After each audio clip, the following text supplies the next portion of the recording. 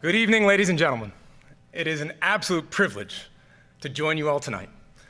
We are here in Fall River, Massachusetts, a proud American city.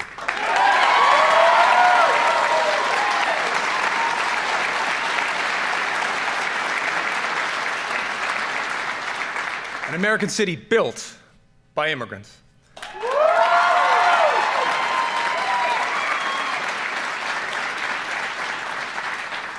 From textiles to robots, this is a place that knows how to make great things.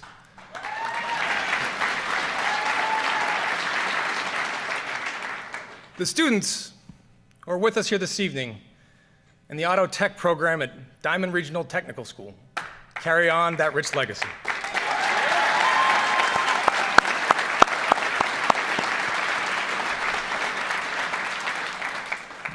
Like many American hometowns, Fall River has faced its share of storms. But the people here are tough. They fight for each other. They pull for their city. It is a fitting place to gather as our nation reflects on the state of our union. This is a difficult task. Many have spent the last year anxious, angry, afraid. We all feel the fractured fault lines across our country. We hear the voices of Americans who are forgotten and feel forsaken. We see an economy that makes stocks soar, investor portfolios bulge, and corporate profits climb, but fails to give workers their fair share of the reward. A government that struggles to keep itself open. Russia, knee-deep in our democracy. An all-out war on environmental protection. A Justice Department rolling back civil rights by the day. Hatred and supremacy proudly marching in our streets. Bullets tearing through our classrooms, concerts, and congregations, targeting our safest, sacred places. And this nagging, sinking feeling, no matter your political beliefs, that this is not right. This is not who we are.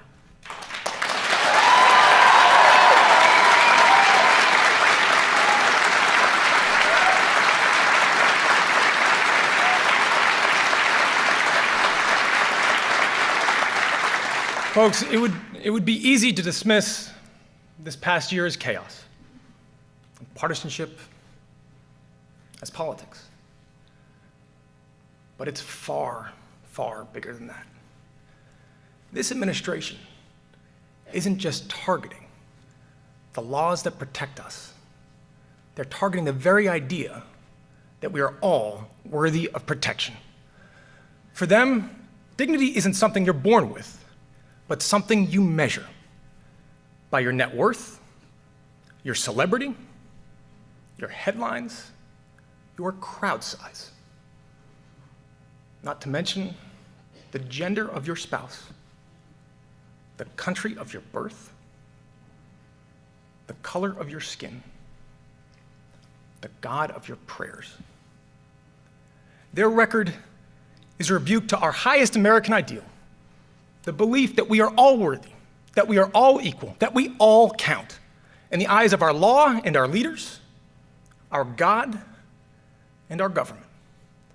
That is the American promise.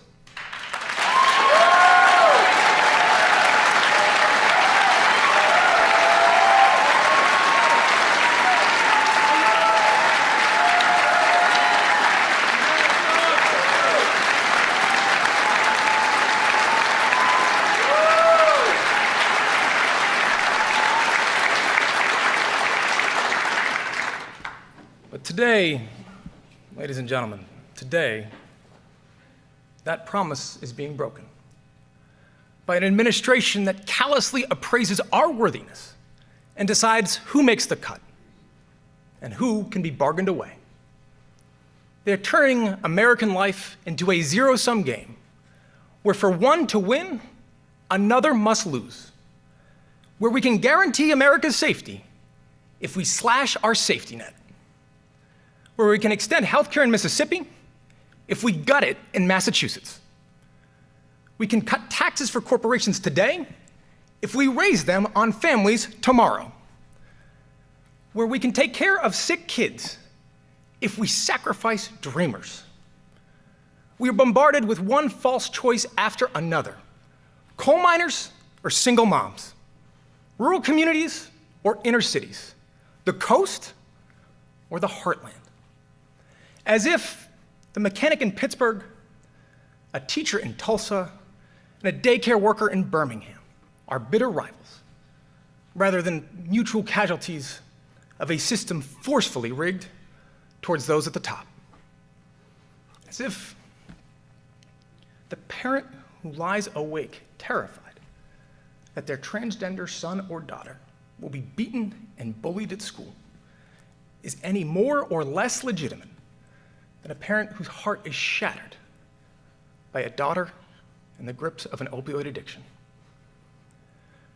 So here is the answer that Democrats offer tonight. We choose both.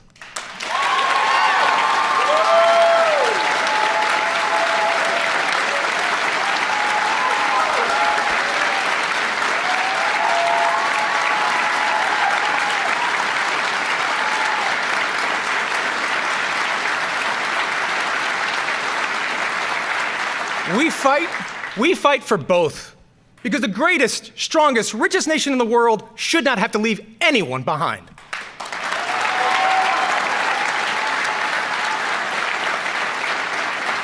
We choose a better deal for all who call our country home. We choose a living wage and a paid leave and affordable childcare your family needs to survive. We choose pensions that are solvent, trade pacts that are fair, roads and bridges that won't rust away, a good education that you can afford. We choose a healthcare system that offers you mercy, whether you suffer from cancer or depression or addiction. We choose an economy strong enough to boast record stock prices and brave enough to admit that top CEOs making 300 times their average worker is not right.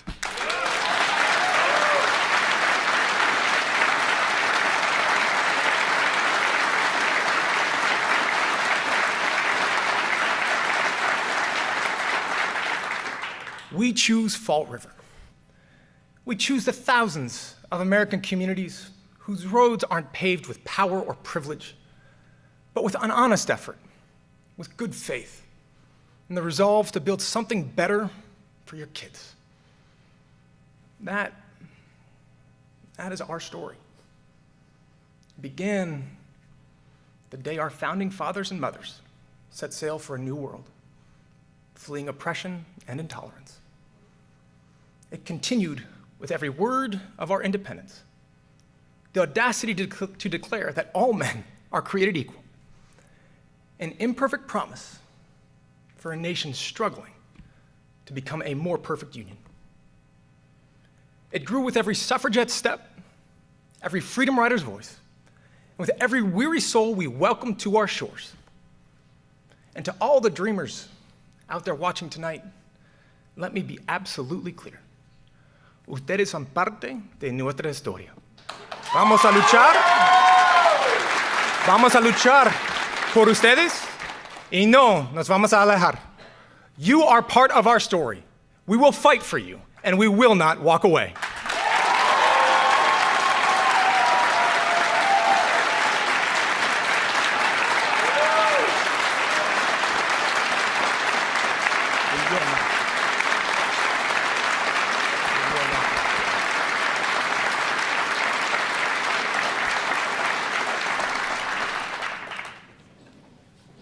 America, we carry that story on our shoulders.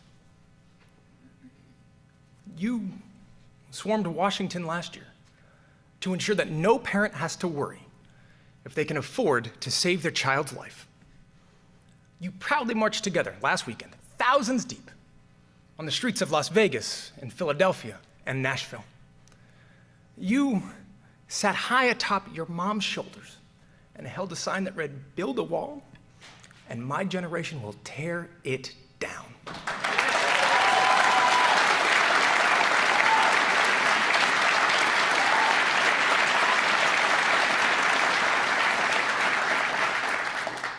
You bravely say, "Me too."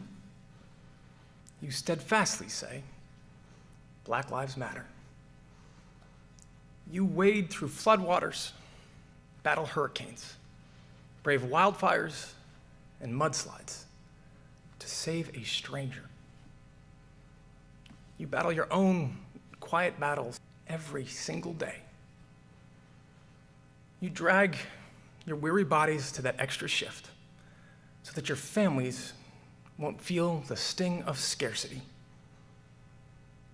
You leave loved ones at home to defend our country overseas or patrol our neighborhoods at night. You serve, you rescue, you help, you heal. That, more than any law or leader, debate or disagreement, that is what drives us towards progress. Bullies may land a punch, they may leave a mark, but they have never, not once in the history of our United States, managed to match the strength and spirit of a people united in defense of their future. Politicians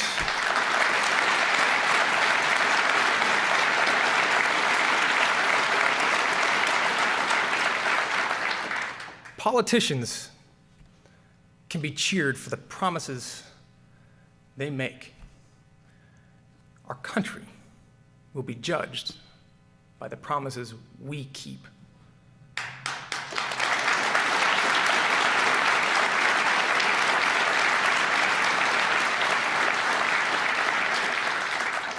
That is the measure of our character. That is who we are. Out of many, one. Ladies and gentlemen, have faith. Have faith. The state of our union is hopeful, resilient, and enduring. God bless you. God bless your families. And may God bless the United States of America. Thank you.